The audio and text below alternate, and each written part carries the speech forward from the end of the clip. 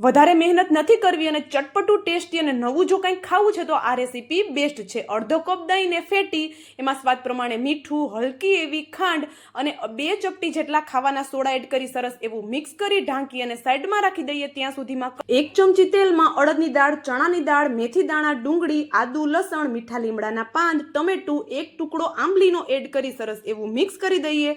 ઘરના રેગ્યુલર મસાલા એડ કરી 2 થી 3 ચમચી જેટલું પાણી એડ કરી બધી વસ્તુ સોફ્ટ થઈ જાય ત્યાં સુધી થવા દે અને પછી પીસી લઈએ તો ચટણી તૈયાર છે।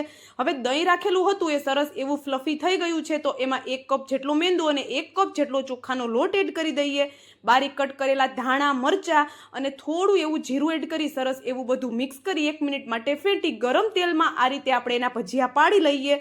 અને આ ભજીયા છે એને શરૂઆતમાં ગેસની ફ્લેમ હાઈ અને પછી મીડિયમ રાખી એકદમ ગોલ્ડન ક્રિસ્પી થઈ જાય ત્યાં સુધી તળાવા દઈએ તો અંદરથી એકદમ જાળીદાર અને ઉપરથી એકદમ ક્રિસ્પી એવા આપણા ભજીયા અને ચટણી તૈયાર છે।